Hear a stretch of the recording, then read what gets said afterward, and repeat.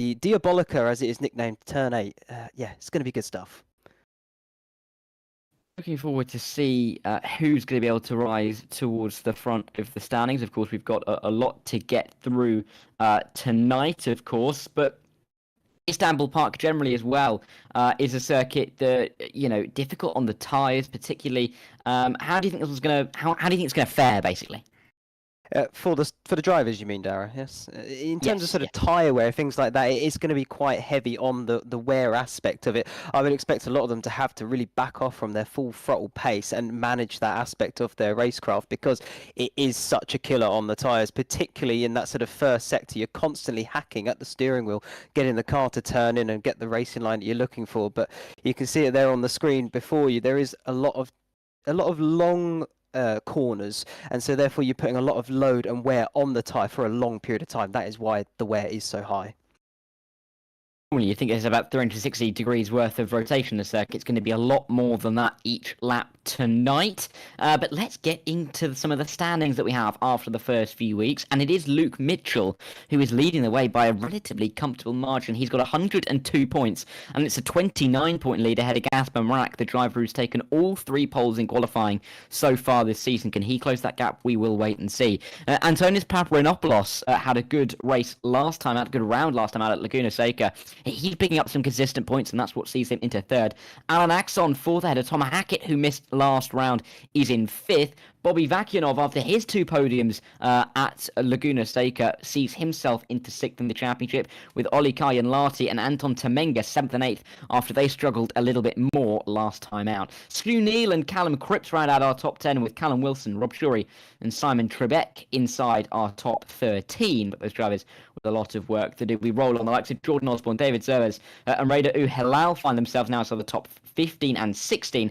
Jamie Potts, Hero Calleja, Yaroslav Fides and Sam Butters inside our top 20, with Prieto, Amos, Pound, Vesterhoff, Samuel Newhouse, Emmanuel Lopez and Jason Taylor with a lot of work to do. Lopez and Taylor still yet to get above that 0 mark, but they are our standings coming into this. A quick note on the teams as well before we really get into this race. Unlimited Esports Yellow, with Alan Axon and Simon Trebek, do lead the way ahead of AGA Motorsport, and their only driver is Gasper Morak. So all of his drivers' points are basically the team's points as well. So at the moment, it's a 12-point lead for Unlimited Esports Yellow. We'll see what they can do. We're into qualifying though here, Ashley. Only a couple of minutes left. And with a long lap, it's clear to see why we've got some bigger time gaps between the drivers. Yeah, absolutely. Like you've just said, it is quite a long lap around this circuit. It is 3.3 miles or 5.3 kilometers, 8 corners to the left, 6 to the right. And interestingly, it is a circuit that is anti-clockwise. You don't actually see that many of those. But yeah, long lap, you're going to get those bigger time differences because there is more time to gain and lose in each of those corners. And particularly with cars such as this, if you are able to find an exploit, if you like, in your driving and style and ability and really make that time up, then you're going to see it, come over tenfold, if you like, over the course of a lap. Yeah, it's good to see how some of our drivers have been able to get lap times on the board already. Of course, with the longer lap, drivers are going to be going further into the qualifying session to try and get a good time on the board. The likes of Luke Mitchell looking like he's going quickly at the moment. He's gone purple in the opening couple of sectors, and he's gone fastest. 2-minute flat, 2-minute flat 0.87 is the time just above that 2 minutes. We'll see him take provisional pole. Gasper Marak in the pit lane. I don't know if he's going to be able to get back out onto the track here. So Luke Mitchell looks pretty good to try and take pole position here. There's going to be some challenges, the likes of Sam Butters, the likes of Paparenopoulos, or maybe not Paparenopoulos anymore, but Bobby Vakianov as well. There are still a few guys that are going to be looking for this pole here. Yeah, they're going to try it. Absolutely, that's for sure. But maybe you can help me here a bit, Darragh. Is it they need to be on the flying lap when the clock hits 0, or are they able to sort of get to it and then continue after? Maybe you can double confirm that one for me if you like. I believe they can still finish the lap time, but the only issue is that you don't often get to this stage in the session because the lap times are not often as long. We'll see here, though, as we tick down. Here is George Prieto. Let's see if appears, or whether he can get the lap going. He can keep the lap going, so we'll see him get to the checkered flag. So no worries for him, I don't think. We'll see if he can improve towards the end. The likes of Callum Cripps as well. He's on a lap time, going green to the opening sector. Not quite as quick as we saw Luke Mitchell go, but let's see what he can do. He would love to, I'm sure, get ahead of Gasper Marak at least. Yeah, he'll definitely try. That is for certain. As we can see here, running on is the run down to turn number 7, I believe we're currently looking at, and he will then fire it into turn number 7. Like I said earlier, a lot of these, oh sorry, it's 11, I do apologise. He's flat out at this point, and at this point and in the lap, and as we cut over to another car. Which car are we looking at now, Darragh? I'm sorry, I'm trying to catch my bearings here, first time of course, and it's all a bit topsy-turvy. Yeah, I think Jason Taylor had to bail on a lap time there, so unfortunate for him. And I think Callum Wilson as well is in the pit lane. Cripps, I think, is still on a lap time, but let's see if it's going to be worth anything at all. Slower to the middle sector. He does improve, and he actually gets very close. He goes P3. He's only 700ths back, but sadly, that won't see him on pole position. Bobby Vakinov is going to be our last driver. Sam Buttons might be able to set a lap time, but both of these guys looking for it. Difficult, of course, to necessarily judge when the second sector split comes up in the lap. That is just how the game functions through the final couple of corners with Vakianov. Let's see what he can do in his Vauxhall. This is his last attempt. He dips it through the final corner, get it to the line. Is there any improvement? Like I said, 2 podiums in 2 races last week. Is he able to replicate any of that? No, not in qualifying at least. He will stay P5, and I'm pretty sure there. Actually, I think that's going to be everyone we have. And here are our results then, in perfecto. Luke Mitchell then will be on pole position. He takes an extra point for doing so, and therefore extends his championship lead out to 30. We see Gasper Marak starting in second. His run of 3 poles in a row is over, but he'll still be on the front row. Callum Cripps just in behind those 2. Callum Wilson will be 4th, making it an all-Callum second row, with Bobby Vakinov and Antonis Paparanopoulos, 2 drivers who thrived last time out at Laguna Seca, will make up row number 3. Jordan Osborne is 7th, but he's the only other driver within a second of our pole time. Jamie Potts is over a second off. Alan Axman and Stu Neal, they make up row number 5.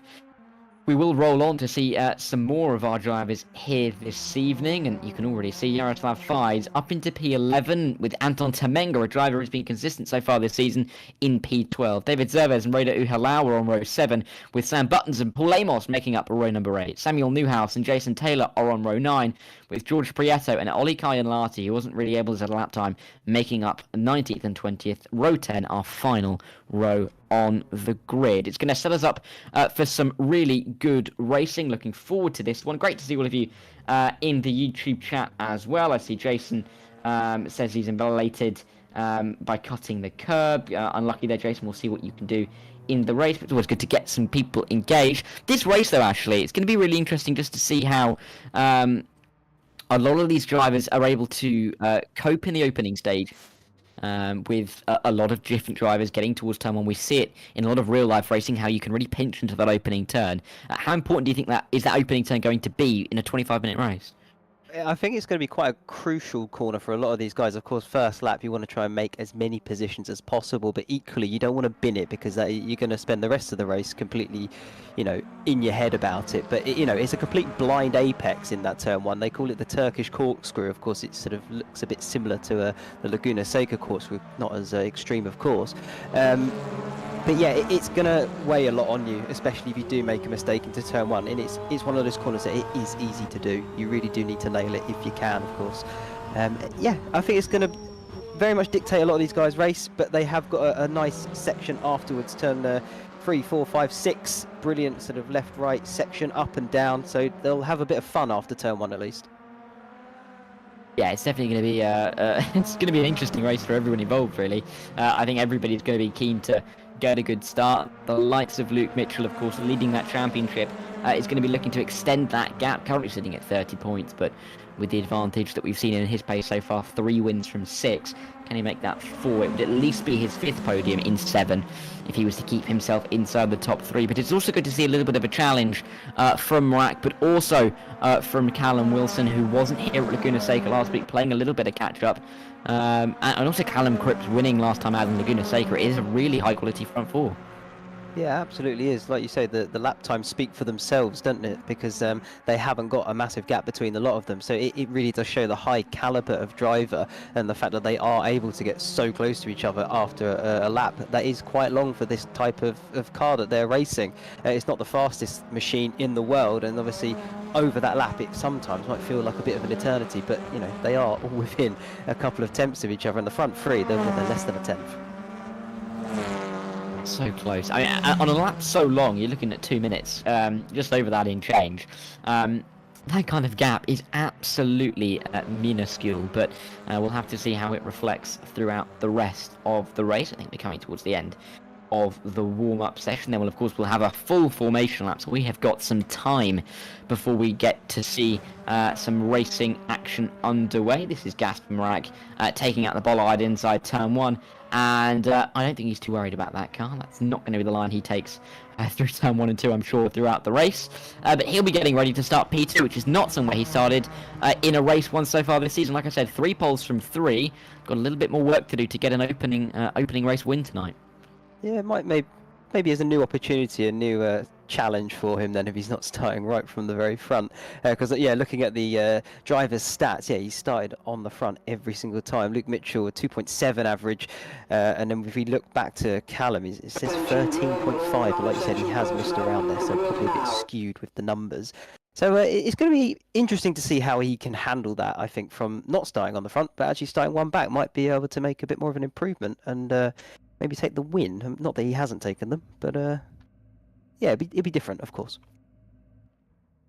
Well, going to be an interesting opening race. Everyone gridding up. And then we've got a full formation lap. We'll take about 3 minutes or so before we get going. Fun fact about this circuit, to anybody who may not be too familiar with the geography of the area, Istanbul Park is in the Asian part of Istanbul, of course.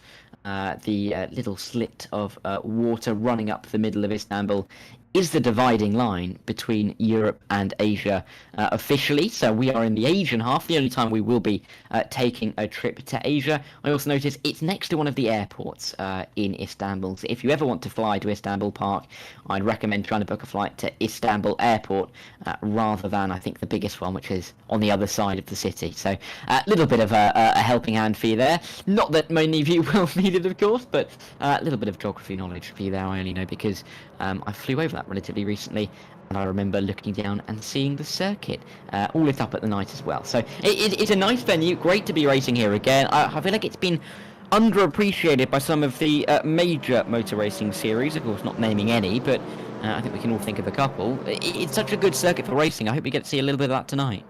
Yeah, absolutely, and remind me to book my holidays through you, Darragh Direct. Clearly that's the way to go. But yeah, no, it is, I feel, one of the underappreciated circuits, like you've just said, Darragh. It is, like, for me, it's not on the Formula 1 calendar anymore, and I think that is a darn shame, because it is such a fantastic circuit. You can see here the undulations as you come down to turn 5 and 6, and then you've got a little straight to 7, and then obviously the infamous turn number 8, the Diabolica, as they have nicknamed it here, and it's that triple apex left-hander, sort of absolute foot flat to the floor if you can, let the aero of the car do as much of the work as you can get out of it. The tyres absolutely screaming for relief by the time they get to the exit of the corner. But yeah, it's one of those circuits that it's got a good mix of corners as well. High speed corners, low speed corners as well. The hairpins, such as sort of turn 12, 13, 14, that little section at the end, and good for some side-by-side action as well. Yeah, looking forward to this. Hopefully we're going to get a good one here this evening. We had a good race at Donington a couple of weeks ago, really dramatic up and down the field, but we can have a quick look at the grid, I do believe, for this one. And here we go. Luke Mitchell, Gasper Marak on row number 1. We'll see what they can do ahead of the two Callums. Callum Cripps and Callum Wilson will be on row number 2. They're going to have a lot of work to do, but as are Bobby Vakinov, who is in 5th, and Antonis Paparinopoulos in 6th. Those drivers picking up some good podiums in the last couple of weeks. Can their form continue? Jordan Osborne and Jamie Potts are in 7th and 8th. They are on row number 4. It's Alan Axon and Stu Neal, 9th and 10th. Stu Neal, who's been a bit of a man to get the reverse grid pole. What can he do from 10th? Yaroslav Fides and Anton Tamenga, 11th and 12th. They make up row number 6. David Zervez and Raider Halal, after Raider's good performances last week, start 13th and 14th. Sam Butters just on the outside of the points, and Paul Amos on the outside looking in. They make up row number 8. Samuel Newhouse, after his promotion earlier on in the season from Split 2, is starts 17th. Ahead of Jason Taylor, George Prieto, and Ollie Kayanlati. Ollie Kayanlati, a driver who has won a race so far this season. He'll be looking to get a little bit further up the grid. He starts 20th and last. But that is us pretty much ready to go here. Drivers lining up onto the grid. I'm going to throw you onto the bus here. Actually, it's your first race. Who's winning the opening round tonight? Oh, don't do that to me, Darragh. You know how much I hate it. Well, I mean, if I'm going statistic-wise, it looks like Luke's going to have the good edge here. But I'm actually going to bring up Marak. I think he's going to do it from the second position. I'm going to therefore be boring and say Luke Mitchell. So we'll see if both of us are right, or whether a Callum can come through and surprise us both. But we're ready to get going then here at Istanbul Park. First race of the evening, round 7 of 16 in the championship overall. Luke Mitchell leads the way in the points column by 30 points, looking to extend that here this evening as well. Gasper Marak will be looking to close it from P2, with Callum Cripps and Callum Wilson looking to do an even better job, as they're a long way back in the championship from Luke Mitchell. Got a lot of work to do, but that could start here this evening. I was just lining up ready to get going for this race, as we have 25 minutes on the clock. The 5 red lights are going to start appearing as we get ready to get racing for the opening round here at Istanbul Park. And the lights go green, and we are racing here for round number 1 of 2, round 7 of 20 in the T6TC Championship. And down in towards turn 1, Gasper Marak gets the run, and he controls the lead around the outside. Luke Mitchell not really with an answer on the traction off the line, and he's going to have a little bit of work to do. Marak using the outside to his advantage, and he swept through into turn number 1. We've got Callum Wilson and Callum Cripps looking in behind, but a battle for the lead. Marak going to cover that one off as they rise to the top of the hill. Oh, and a big old snap for Mitchell. It's not looking comfortable early on. That's a big slide for Mitchell there. He's going to come under a lot of pressure from the 2 Callums behind now, but he's actually managed to recover it very quickly and very well indeed. Marak out in front though, commanding the lead at the moment. Like you say, swept around of turn 1, got that good start. I think Luke Mitchell might have been playing it a bit more cautiously to make sure he did get through turn 1 unscathed, and he did just that, and he is currently sat in P2. The Callum's still 3rd and 4th at the moment, and everyone else trying to find their feet in this opening lap. Yeah, Callum Wilson with 1 L, Callum Cripps with 2 Ls. That's pretty much the only difference between them at the moment, as they're pretty much side by side through this tricky turn 8, of course. Quadruple apex turn 8. It's just the one corner. If this was a newer circuit, it'd probably count as 4, but just the one named corner here, as they all fly through and they all get themselves through. It's going to be a killer on the tyres through there, as it's a bit of a send to the inside. That is for P6. Is that Paparanopoulos going for it? I think it was. And Paparanopoulos, I think, making the move on Osborne there as they make their way through turn 9 and 10 in towards this flying turn 11. You can see the cars offload you little jump, if you will, as you get into turn 11. But this is where we're going to see the overtaking down at turn 12. The heavy braking hairpin. Oh no, that's Luke Mitchell. Luke Mitchell off the road. He somehow kept it out of the wall. I don't know how he's kept it out of the wall there at all, but he's gone around somehow. That's gutting for him. He's right back down the order now.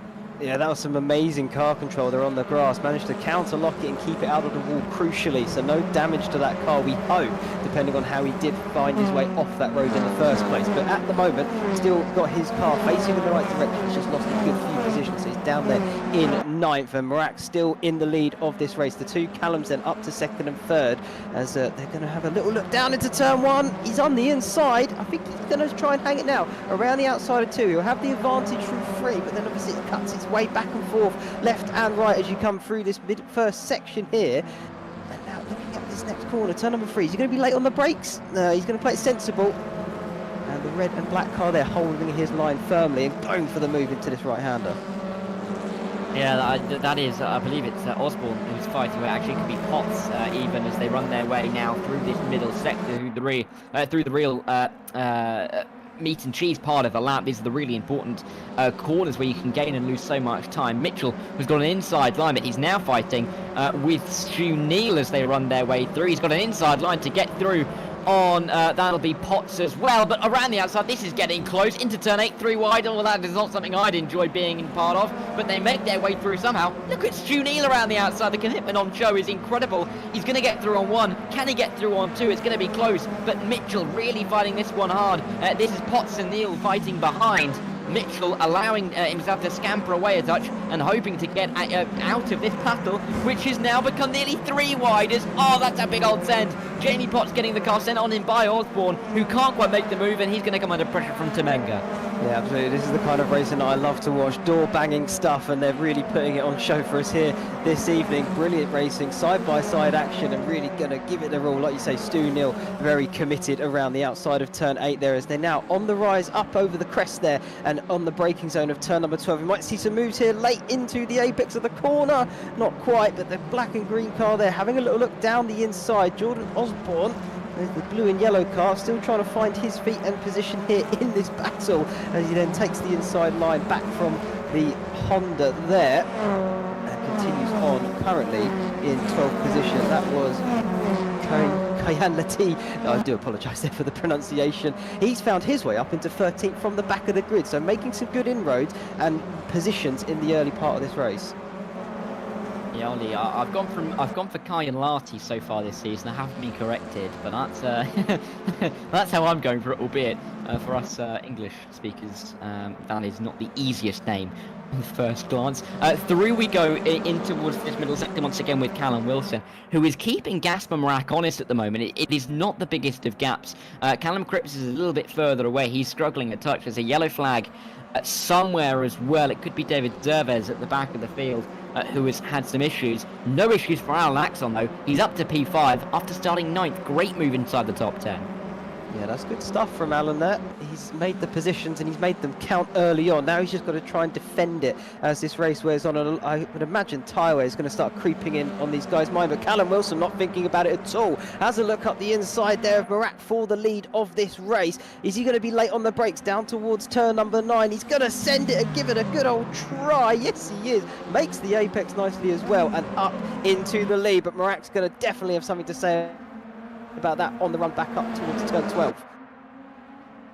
Yeah, better exit for Gasper Marak. He's going to have the inside line at turn 11. He's going to be able to use that to his advantage to retake the lead. Wide known as well for Callum Wilson. Got to be careful about a couple of these off tracks. And here comes Callum Cripps down towards turn 12. They're 3 wide for the lead after 5 minutes in this opening race. Inside line will go to Cripps. Outside to Wilson, I should say. Outside to Cripps as they get through the final couple of corners. The front two locked side by side. They're on row 2 to start off with. They are now making up the top 2 positions. And Callum Wilson will take the lead once again. Callum Cripps though in a great position to come back at him for the lead, and here comes Bobby Vakinov. 2 second places last time out at Laguna Seca, looking for another podium again. He's got the inside line on Gasper Marak. Can he make it work? Braking late, claiming the apex. He's up to P3. Yeah, I was just going to say keep an eye on Bobby there. He was lurking in the background waiting for the opportunity to arise, and he's just going to start picking them off, I feel, one by one, but we'll come back to that in just a moment, because here is a 3 wide battle, free car battle. Oh, contact, big contact there. Car is off, almost into the gravel. Everyone else still facing in the right direction though. That's Jordan Osborne getting caught up in that as well. Luke Mitchell now jumps back up and takes, I think, P6 away from Parampopoulos. And they're still going to be battling for it through turn 5 and 6, but I think Luke Mitchell is going to get the run around the outside there. Yeah, and Paparinopoulos not having anything that he can really do there in his fight with Mitchell. Stu Neal might have a look as well. Big dive on the brakes at turn 7. Well, quite a hefty bit of contact as well, but Stu Neal will say that the door was left open. He deserved a bit of room. He walked into the door even, but has got himself up into P7, and he will try and continue up the field as well. Paparinopoulos not having the best of start. We'll see if he can continue on. Wide, very wide from Gasper Marak. He gets it back on the road, but these drivers not necessarily going to be penalised for going too far wide at turn 8. Their tyres aren't going to be happy with them though if they push it too hard as we get towards the closing stages. Yeah, that's going to be the interesting thing here for me, Darragh, is these guys, they're going to obviously be having one eye firmly fixed on that tyre wear, but obviously they do want to try and stay in the positions they are and really go for it. Callum Wilson trying to make a bit of a getaway out front and check out, if you like, but these guys still battling for that second position. He's not completely shot away yet, but tyre wear really has got to be started to sort of wane on these guys' minds, because otherwise they're not going to get to the end with a significant amount.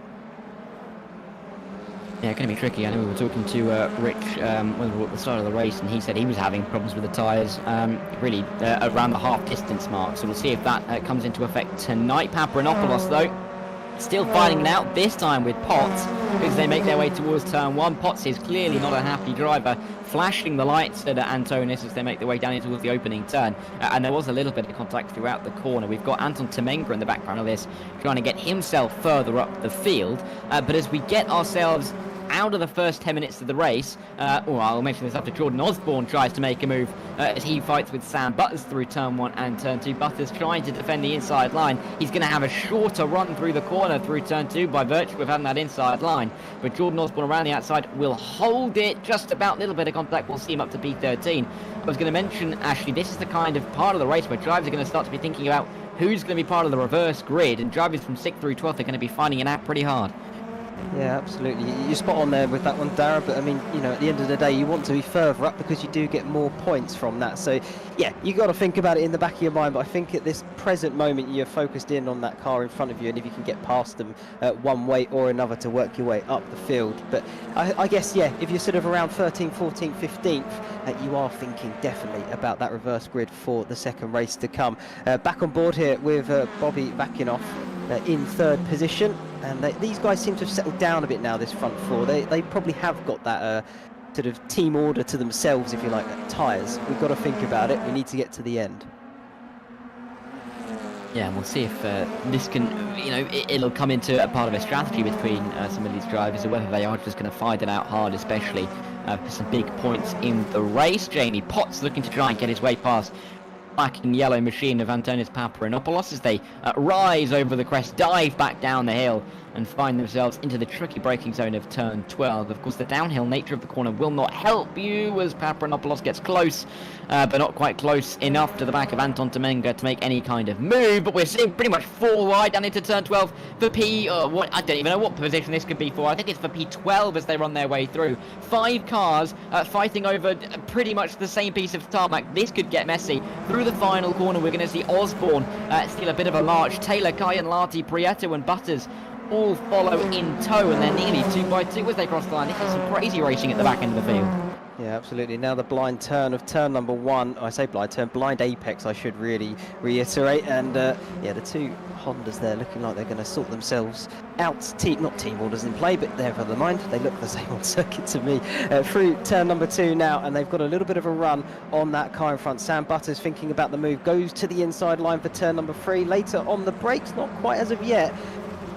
Silver car able to hanging it round the outside and will now have that inside line, but the 2 Hondas going to go side by side through 4. Now for 5, can they get the cut back on? Not quite as of yet. They're still line astern and holding station as the silver car's now got a bit wider. This is a chance.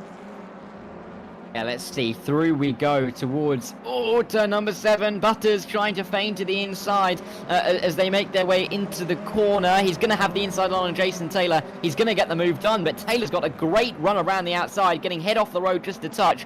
And now he's fighting with Prieto as Prieto now gets head off the road as they get themselves into turn 8. A little bit of argy-bargy between all 3 of these guys. Now Butters going wide. Going to open the door once again for Taylor to try and steam back down the inside. He can't quite find any room, and here comes Prieto again down into turn 9. This is some crazy stuff.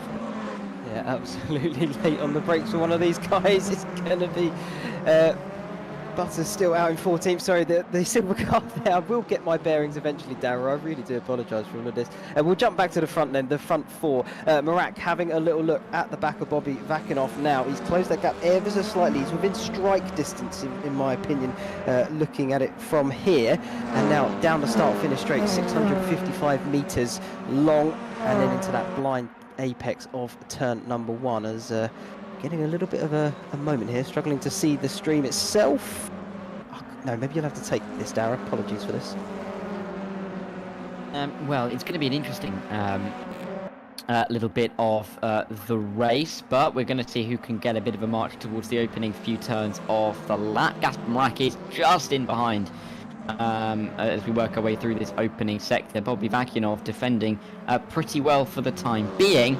But as we run through towards, I mean, we're past mid distance in this race. Drivers are going to be thinking about the reverse grid. We've got a little bit of time to wait on that. Not too much longer though, we will find out pretty soon.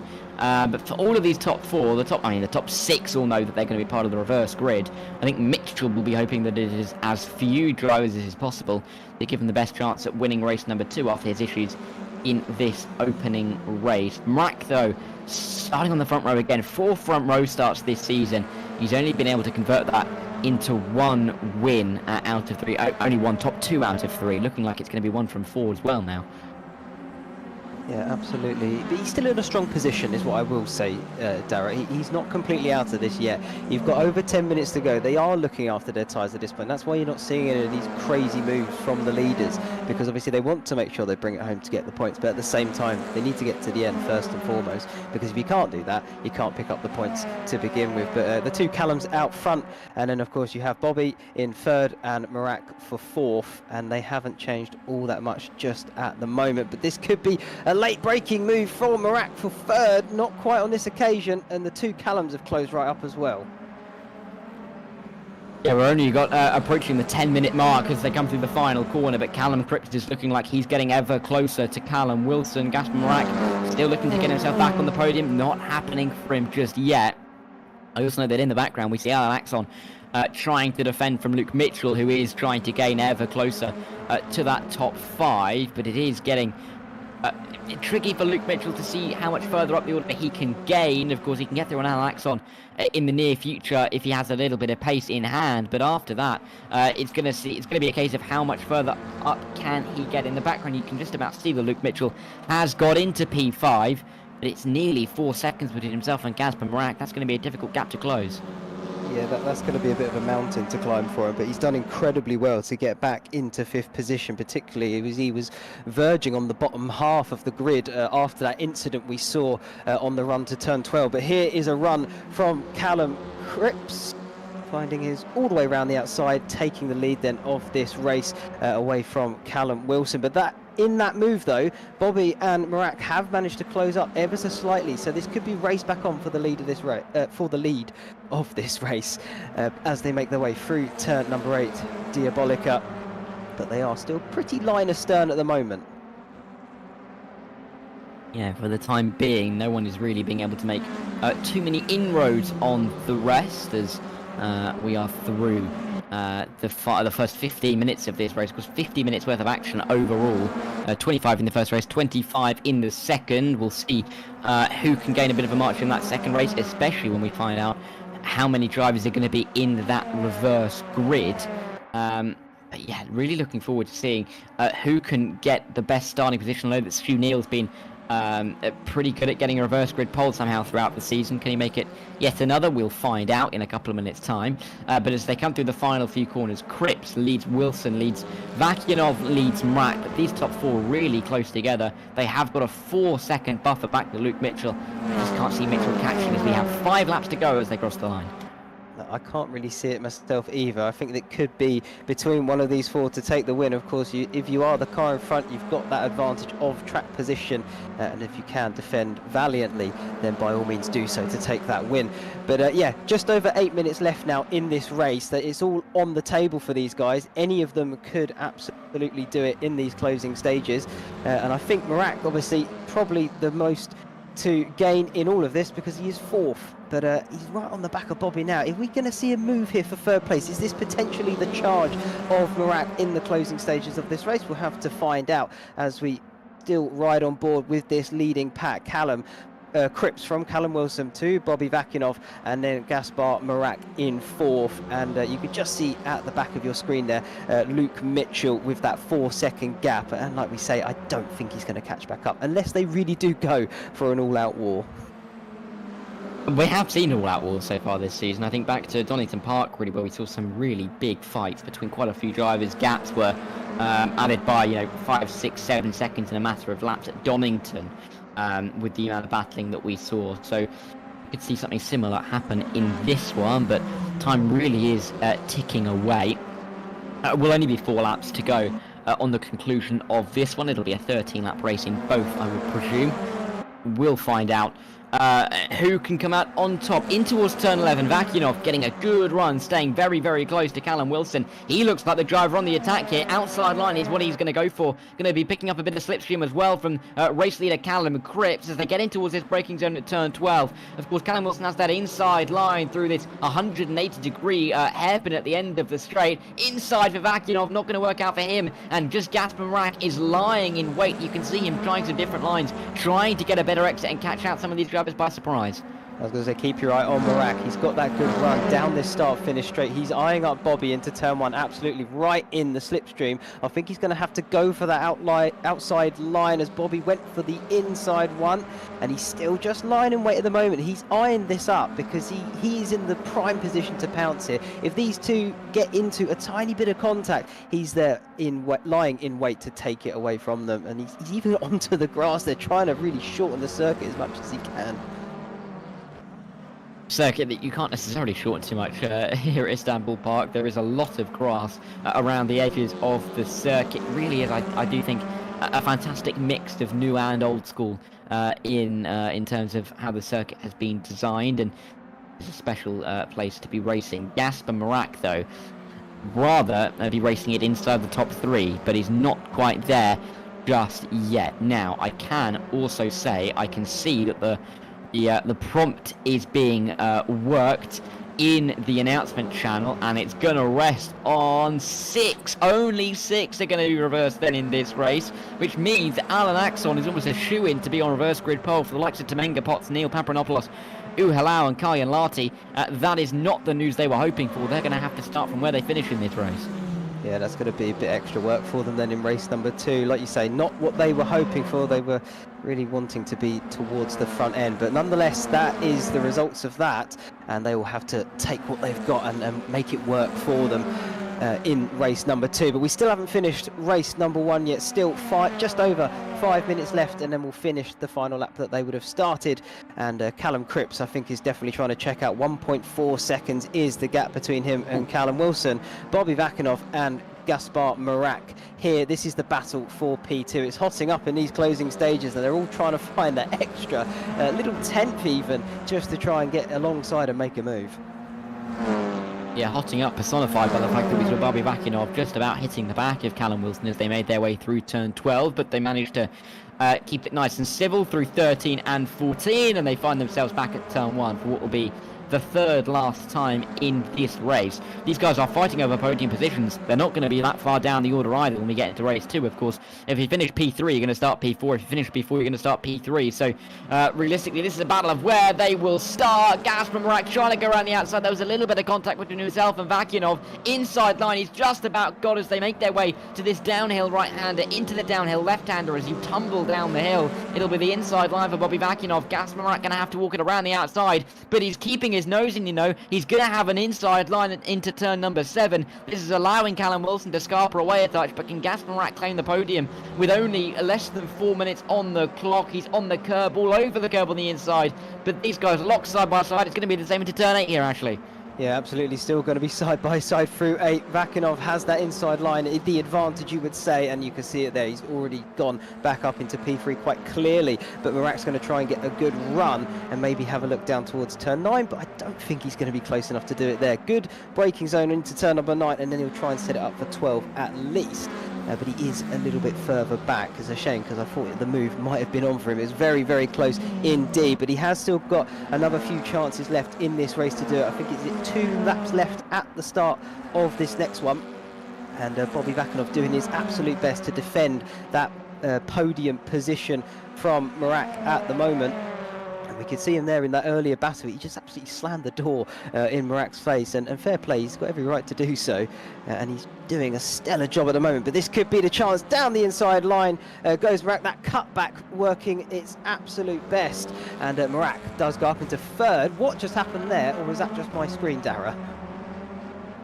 I'm not too sure what happened there. I showed you wiggling, Callum Wilson's turning, yellow flag. Yeah, where is he?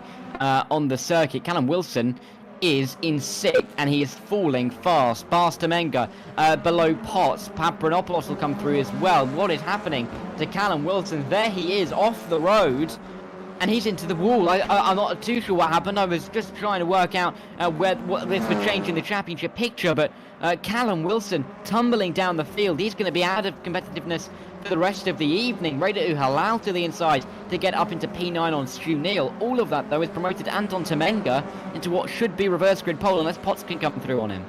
Yeah, absolutely. But I think that could be a wheel disconnect by the looks of it. It looks as though he's turned to the right and just stayed turning to the right and gone straight into the wall. So, yeah, he's still tumbling down the order. It's a real shame. 19th now at the moment. Probably will finish at the back of the field. But, yeah, back on board with the action and up front here. We are currently riding on board with Uhalal. I do apologise again for my pronunciation. I will work on it, get it right. But he is currently still in P9th at the moment, defending from Stu Neal.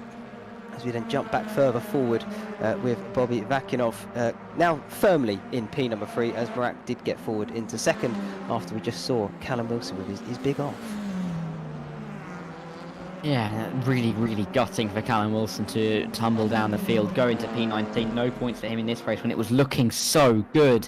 Of course, he's had his struggles by not getting many points. 2 points at Imola, getting no points at Laguna Seca because he wasn't here. He's shown some great pace, was really able to put it to good use back at Donington Park, but again here some issues coming to the fore for him that are not going to help him out in any way, shape or form.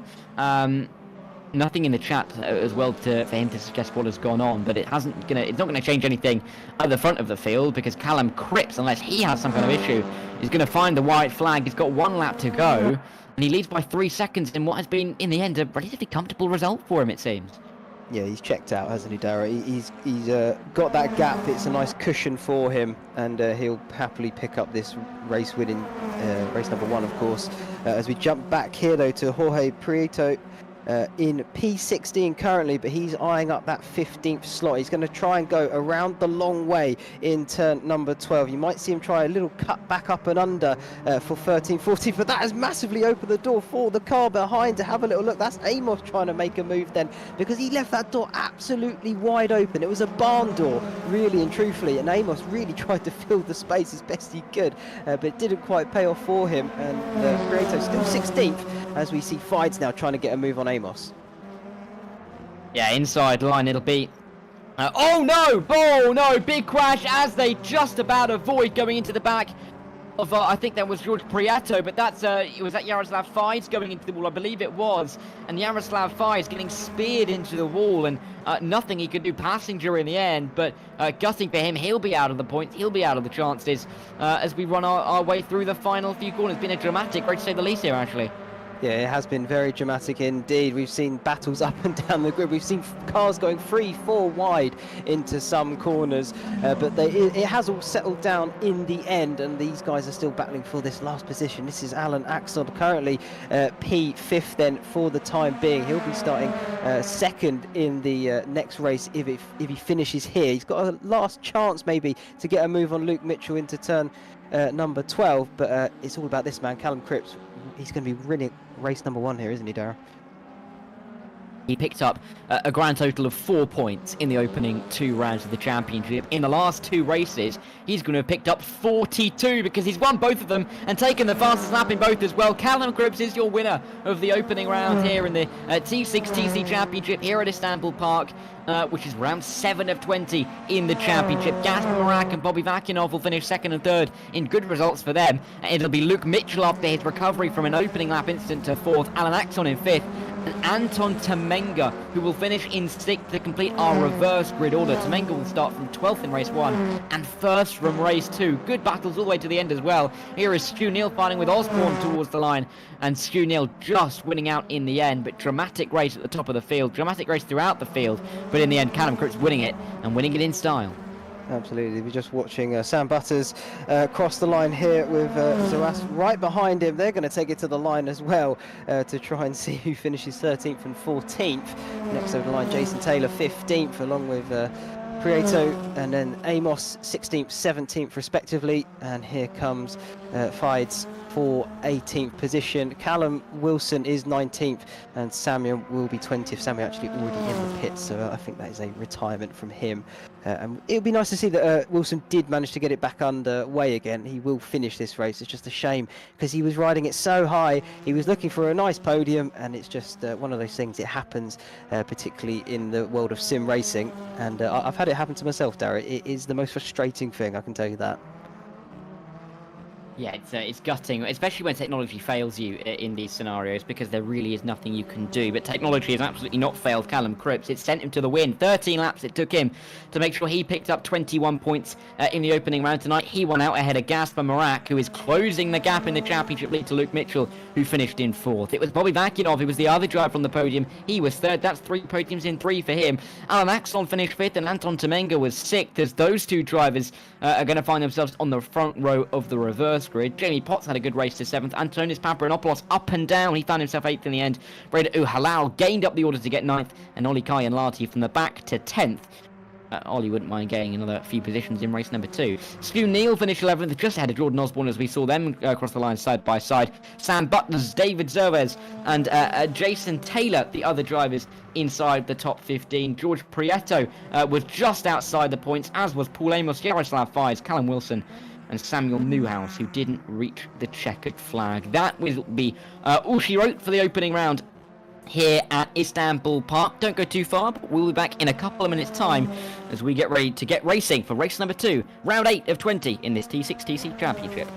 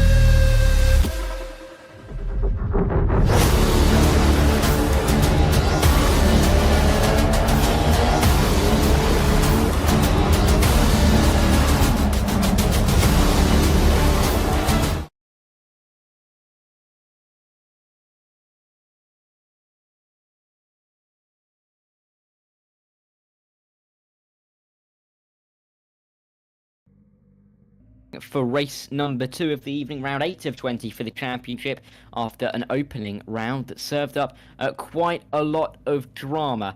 Lots to talk about, but we'll have a little bit of a look, or I will give you a little bit of a look into the championship after the opening race of the night. As some of you will know by now in the chat, I do like myself a little bit of fiddling around with a spreadsheet, the little break that we have, and I can tell you that Luke Mitchell's championship lead has been cut now to 26 provisionally. Of course, stewards could start to change all of that, but that is the gap as we sit.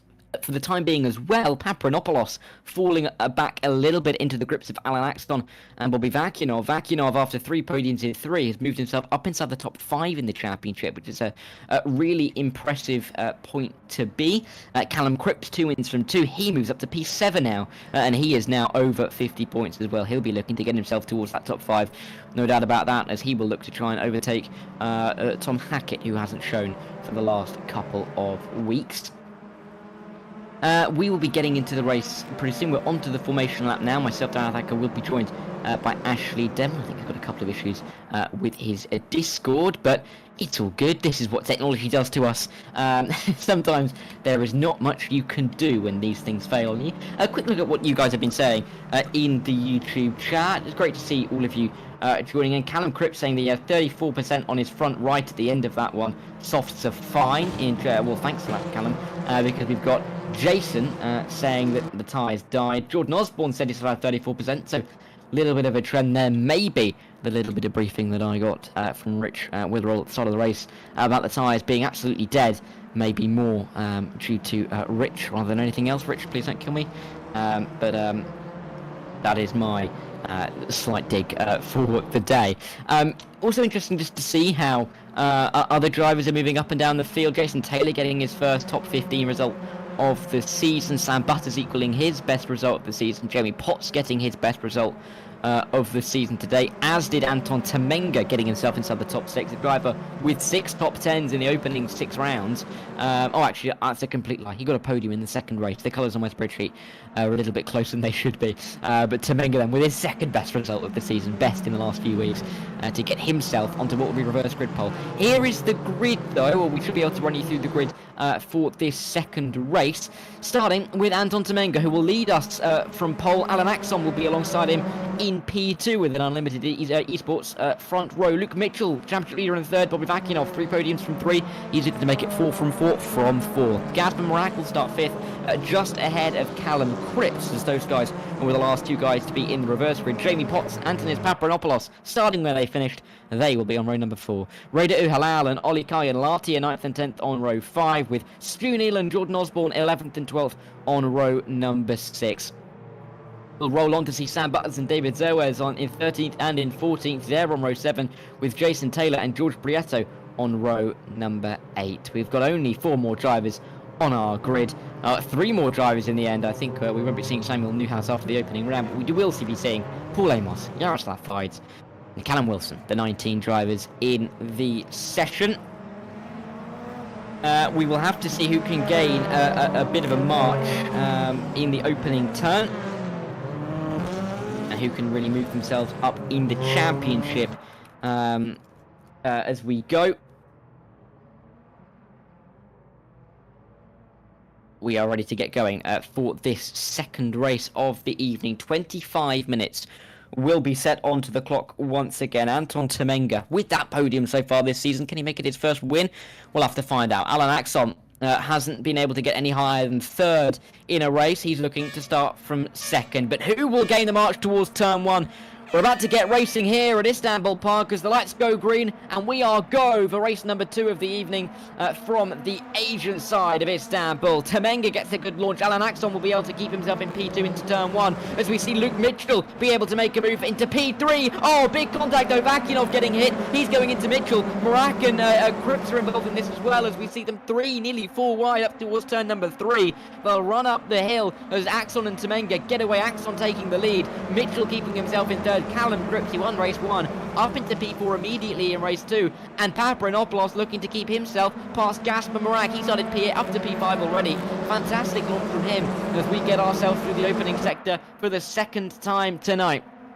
finding them behind. They're 2x2 in the background as they run their way down in towards turn 7. And we can also see there Reda Halal defending from Oli Kaya and Lati. The driver went from 20th to 10th in race 1. How far up in race 2 can we see Oli get in his pursuits to try and get himself a better foothold in the championship, as he has slipped down to 9th. In towards turn 8 for the opening time. In the second race we go, though, with Jordan Osborne just ahead of Stu Neal as they run their way through this quadruple apex turn 8. Maybe a killer on the tyres in these early stages, but drivers know that they can't really manage when the drivers that they're fighting are right around them. They'll make their way down in towards turn number 9 for the first time. Luke Mitchell goes wide. He tried to get through an Anton Temenga. How much could that cost him? Here comes Callum Cripps. He won round 1. He's up into P2 on the opening lap in round number 2. Great start from Cripps. We'll see if he can build on that to try and go up to Alan Axon. But Luke Mitchell down to P5 now after an incredible start as well from Papadopoulos, as he's up to 3rd. As we can bring in actually want to start this as B. I mean, Luke Mitchell dropping down the field, but 2x2. This could get tricky into turn 12.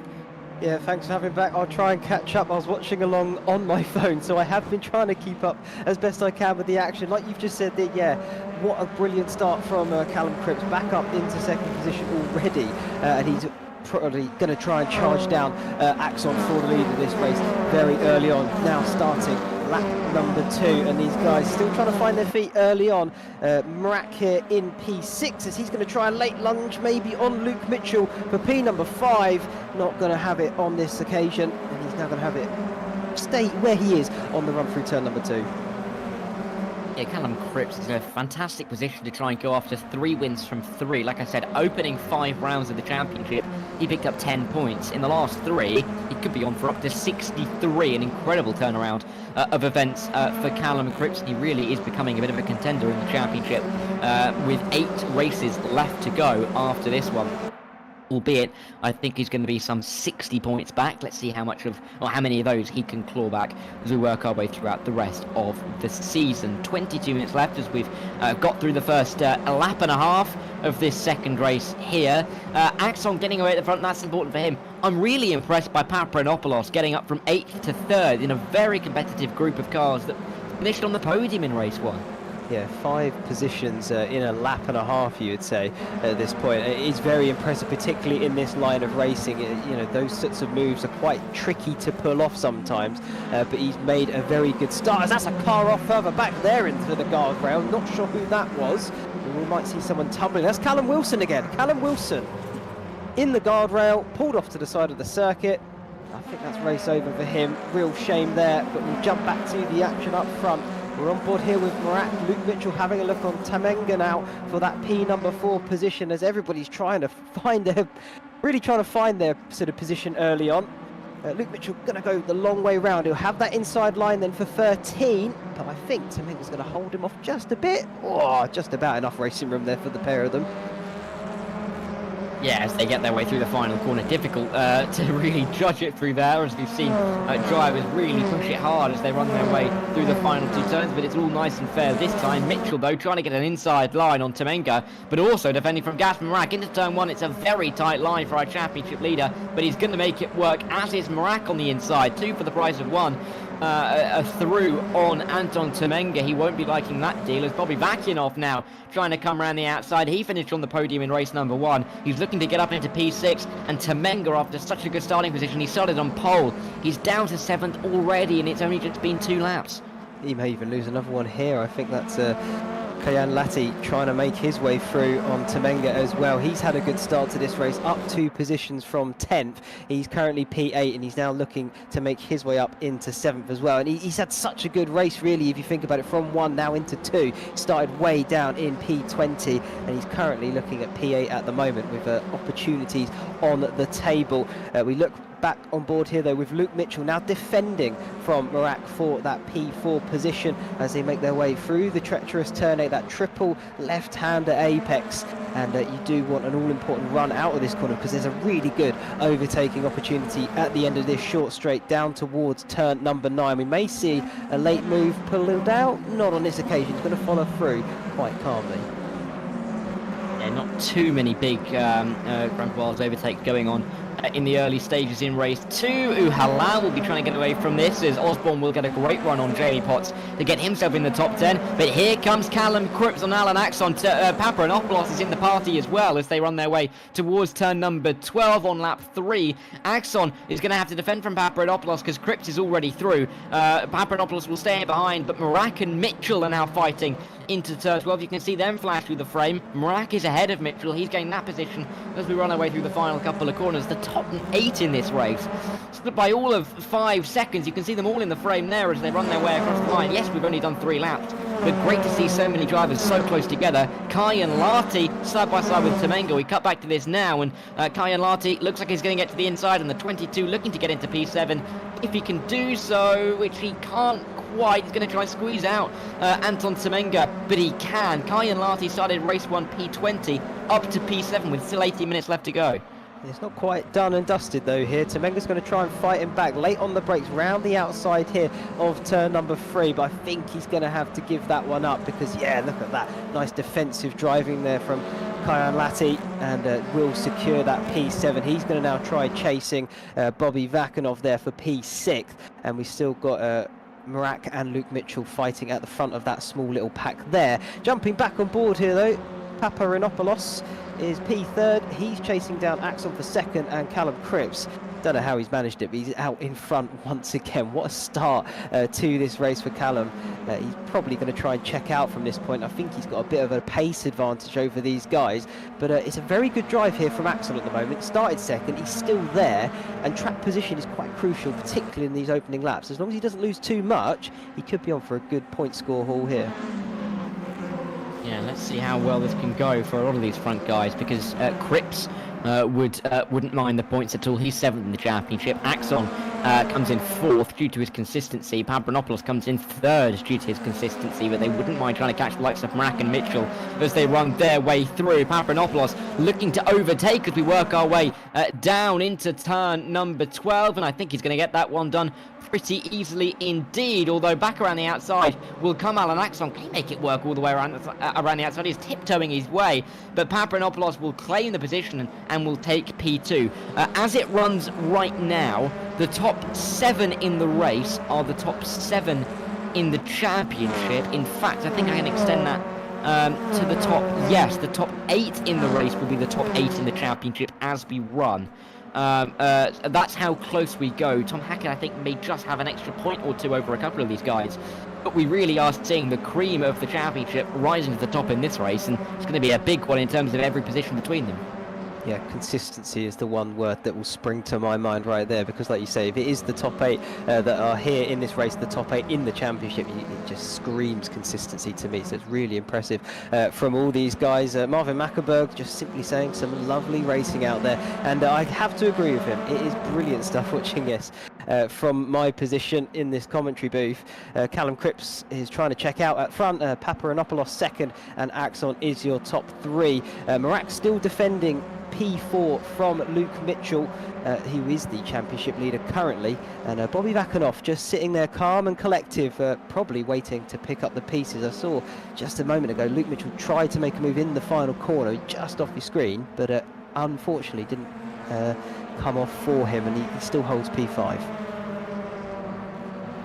We'll see if he can get up the field. I did see in the YouTube chat just a second ago, Marvin Mackenberg, of course, one of the regulars in the Super Touring Championship Open Race Room, and a regular of the Race Room Ranked Championship events, one of the best drivers on the platform in the chat. Lovely to have you all on, Marvin. Hope you and your brother Sven are well, and he's absolutely right. We are seeing some great racing action here at Istanbul Park. These rFactor 2 drivers are not disappointing. Of course, this is only the first season of rFactor 2 in Trip 6 Motorsports history, so really good to see these drivers being able to deliver some great racing right from the off as we run through our opening 10 minutes of this race. I was going to mention as well, as always, we're going to cut back quickly to see Sam Butters and Potts fighting it out as we work our way through the final few corners. Of course, it's going to be Potts claiming turn 13 for his own.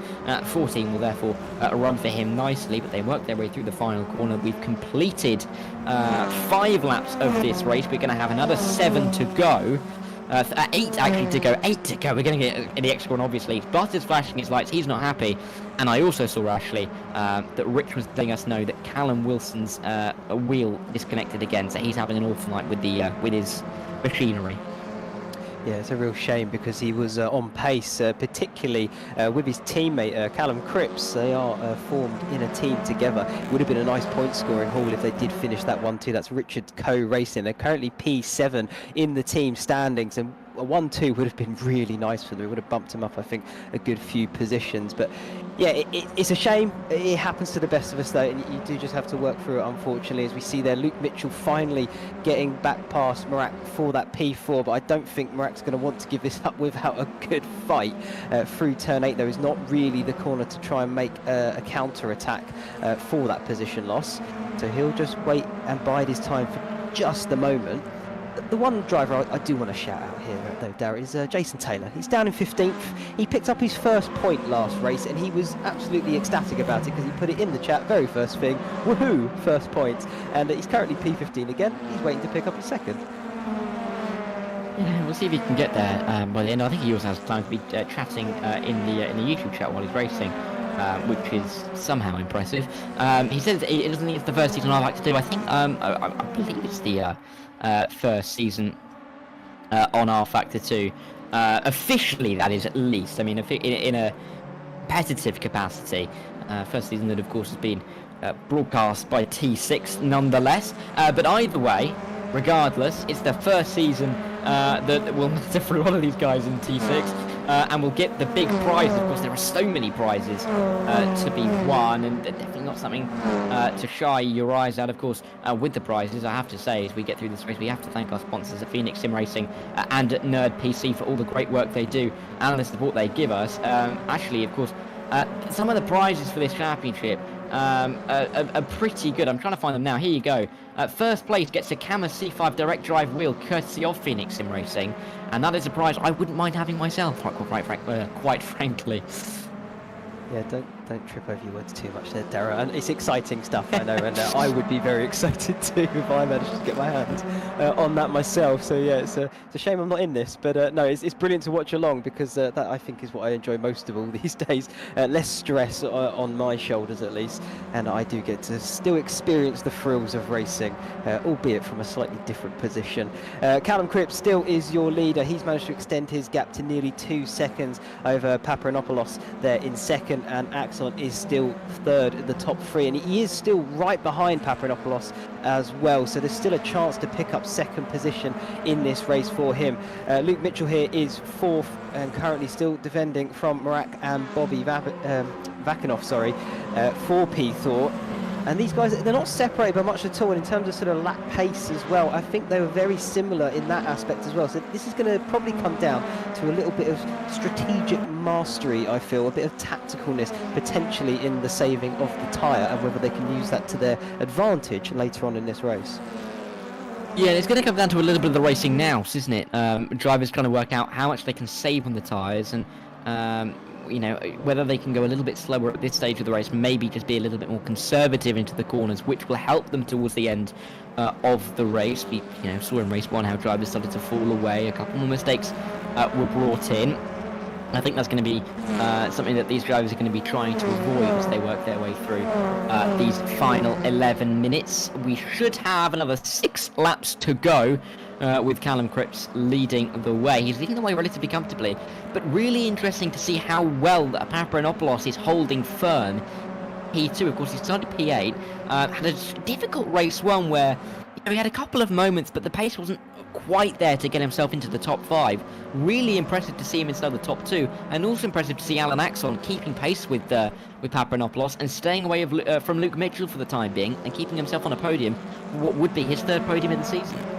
Yeah, you're quite right. I think when I looked at it from the end of race 1, we saw Luke Mitchell, obviously he dropped down to P9, P10, and he clawed his way back up to 5th. But once he got there, he had the clean air, and I did notice the gap really was sort of quite stagnant. It didn't go up or down. So even with the clean air, Luke Mitchell wasn't really able to capitalise and gain. And that, for me, indicates that once you're sort of in a bit of a pack and a train, if you can't break away and really sort of show that you have some outright pace, then it is tricky to make the move, and then obviously catch up.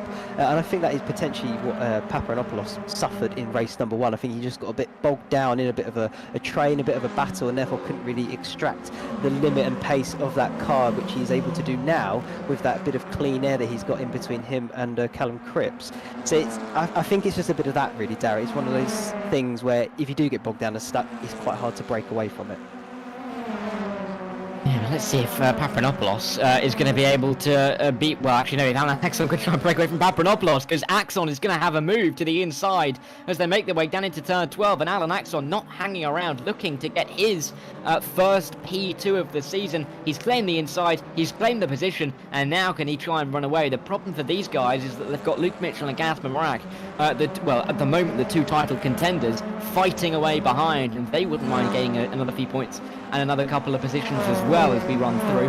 Only 5 more laps to go in this race, so not too much longer for these drivers to settle out these battles, but at the same time, this is the stage of the race where a lot of these guys are going to be starting to feel that tyre drop off, and we might be seeing a little bit of a change in the pace.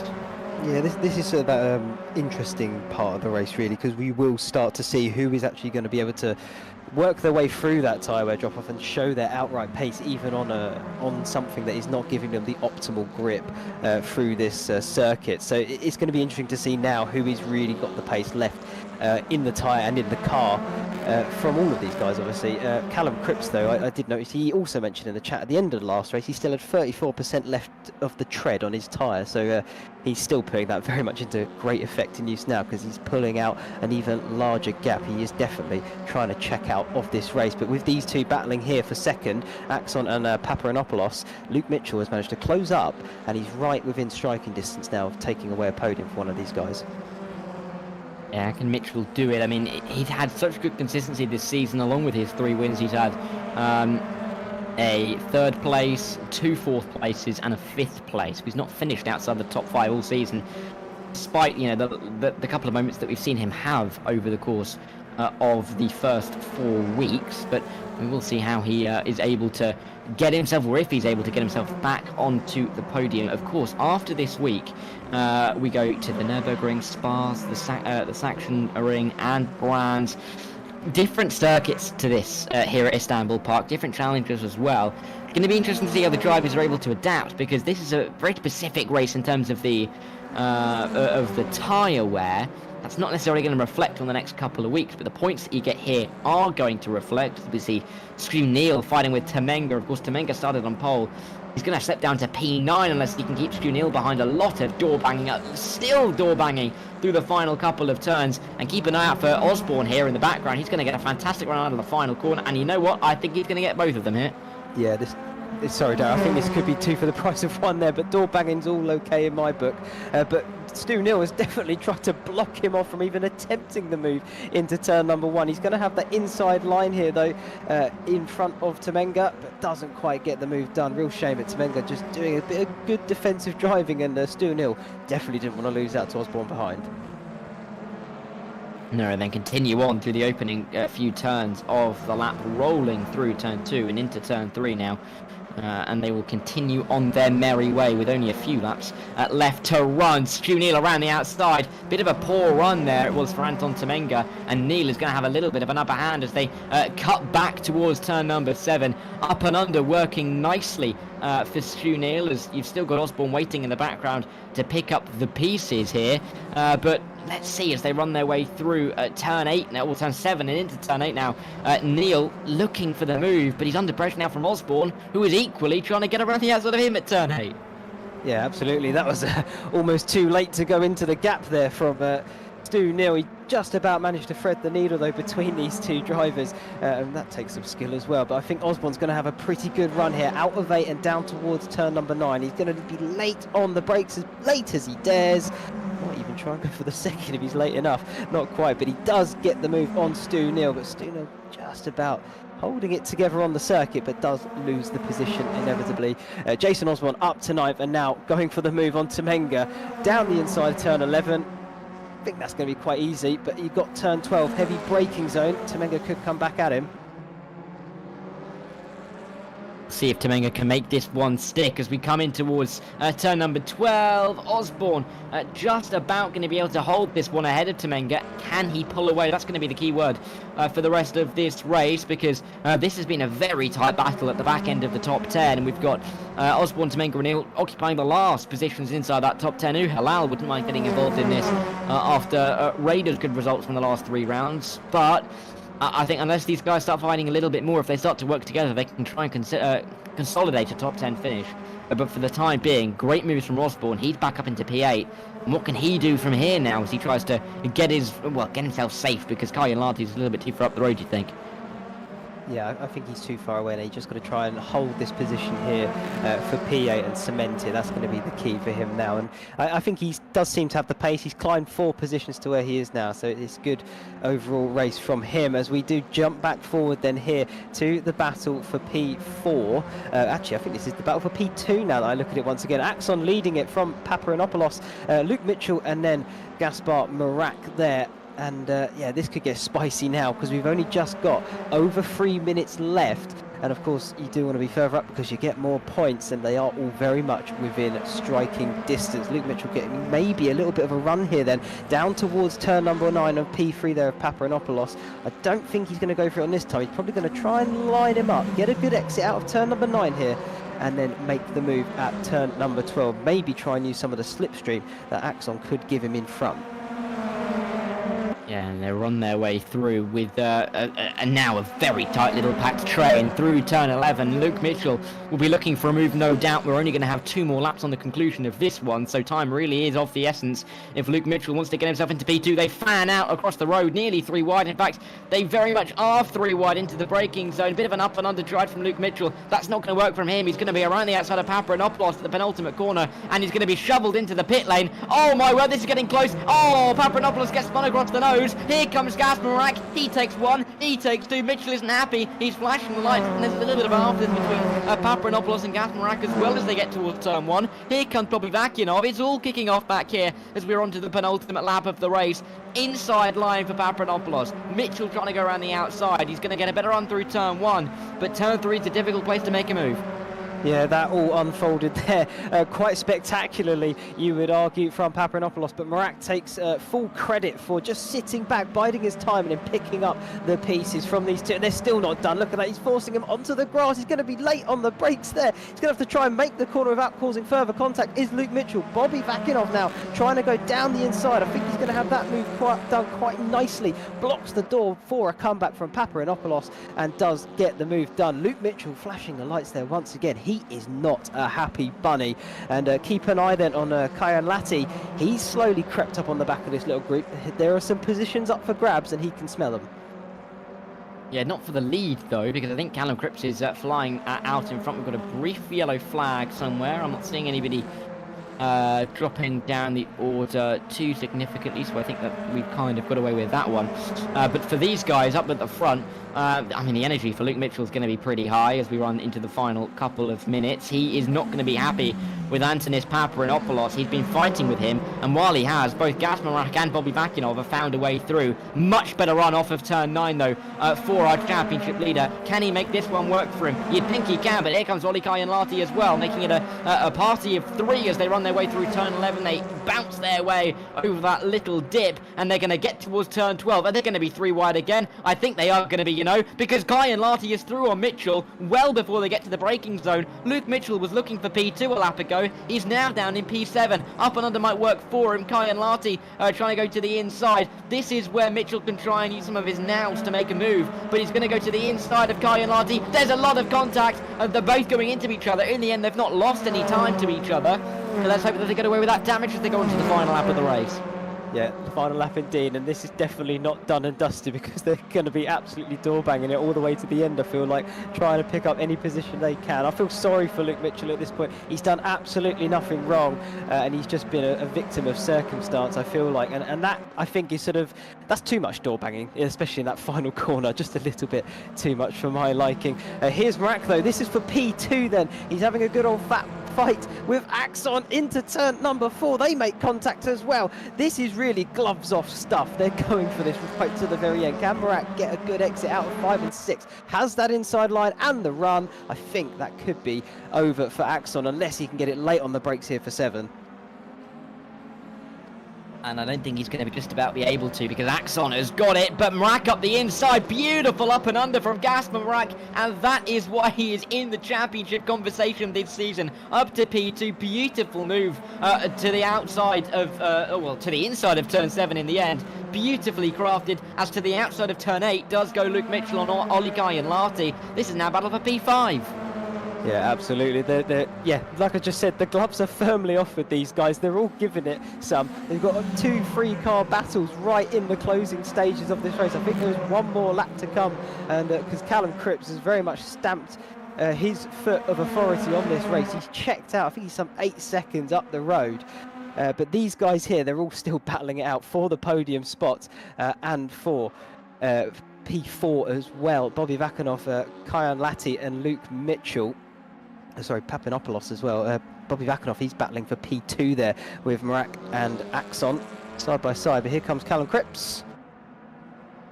As he comes to the line, yeah, 2 from 2 from Callum Cripps tonight. It's going to be 3 from 3 if you include the last race from Laguna Seca. He is on a mission in the championship, as is Gasper Murak taking P2 on the final lap. It's just going to be Alan Axon taking the final spot on the podium ahead of Bobby Vakinov. Olikai and Larty started P20, got to P10 in race 1, up to P5 in race 2. What a day for him. He's 5th. Luke Mitchell, championship leader, he could only get to 6th. That gap is going to be well and truly cut as we get towards our next rounds. I genuinely thought there was one more lap on the cards, but I think Callum might have backed it off ever so slightly just to make sure the race finished there and then. It's a real shame because those battles were really then some.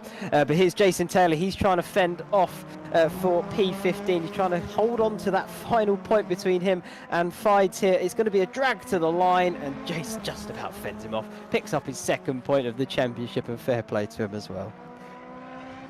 Great to see everybody getting involved in some battling towards the end. Sadly for George Prieto, it'll be no points for him tonight. An 18th and a 16th will be where he sits.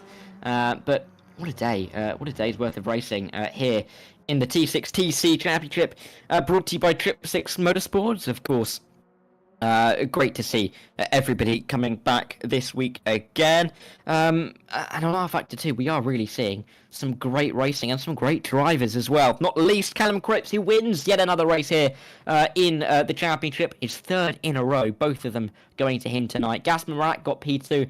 Alan Axon, he was able to stay on the podium after his good starting position. He takes home yet another P3. Bobby Vakinov and Olikai and Larty 4th and 5th after they battled towards the end. It was Luke Mitchell and Antonis Papronopoulos who were in P6 and P7 who were part of that fight. Sadly for Osborne, Temenga and Stu Neal, they finished in the top 10, but they were never quite able to get to the levels of our front runners. Back further we go.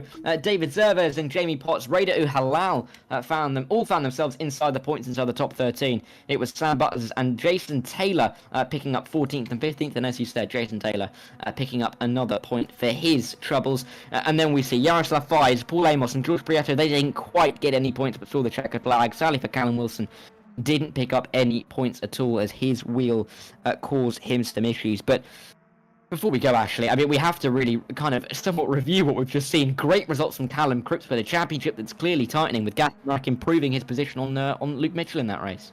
Yeah, that was some really good stuff from him. Great drive, and like you say, I think he's won 3 from the last 3, if I'm not mistaken from what you've just been telling me. So he's on the charge, he's on the up and up. So it'll be interesting to see how he can further progress his championship going forward to Nürburgring next time.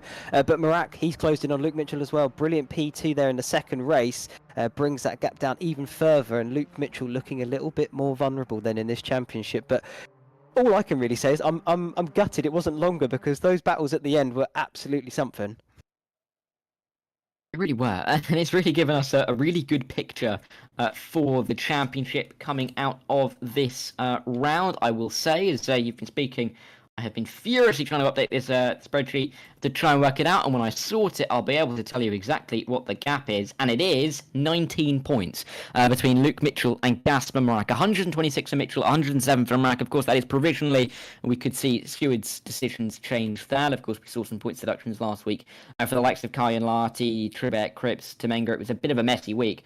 Hopefully, we'll get less of that this time around, but for the time being, Luke Mitchell has 126, Gasper Marak has 107, and Alan Axon will be third on 85 points. Callum Cripps has improved himself to P6 in the championship. He's on to 73 after 63 points in 3 races. But that is where we will leave you here in the Trip 6 Motorsport T6TC Championship. My thanks to you, Ashley, for joining me this evening. Has no doubt saved a little bit of my voice tonight. And thanks, of course, to Rich Weatherall, who not just puts on this championship, but makes the broadcast look fantastic for us as well. So we thank you all for watching. We'll remind you that on Sunday night, we'll have the Super Touring Championship back for its next instalment with Zach Sweeney. But myself and Ashley will be back in 7 days' time for the T6 Championship. You won't want to miss it. We're going to be at the Nürburgring. We'll see you then.